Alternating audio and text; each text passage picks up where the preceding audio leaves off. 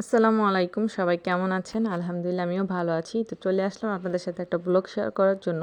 তো সকাল থেকেই শুরু করব ভাবছিলাম, তো সেটা আর হয়ে ওঠে নাই। তাই দুপুরে রান্নাবান্না থেকেই শুরু করলাম। কি রান্না করব ভাবতেছিলাম, যেহেতু বাইরে বৃষ্টি তাই ভাবলাম যে একটু খিচুড়ি রান্না করি।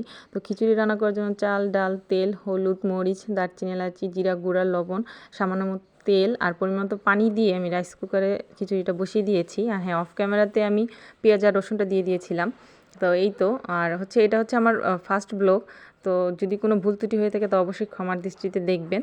আর এই তো আমার খিচুড়িটা প্রায় হয়ে গেছে। তো শেষের দিকে আমি একটু ঘি দিয়ে খিচুড়িটা নামিয়ে নিব। ঘি দিলে একটা সুন্দর স্মেল আসে। এই তো আমার খিচুড়ি রান্না করাটা একদম শেষ। তো খিচুড়ি রান্না শেষ করে চলে আসলাম একটু বেগুন ভাজি করতে।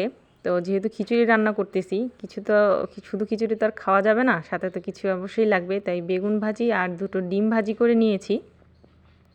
এই তো আমার বেগুন ভাজি আর ডিম ভাজি হয়ে গিয়েছে। তো সব রান্না শেষ করে চলে আসলাম আমি খাবার টেবিলে। তো আমরা এখন খাবো। তো মুসাফার বাবাকে জিজ্ঞাসা করতেছিলাম যে একটু রিভিউ দেন কেমন হয়েছে। তো হাসতেছে। তারপর মুসাফাকে জিজ্ঞাসা করলাম, মুসাফা বলতেছে যে ইয়াম্মি ইয়াম্মি।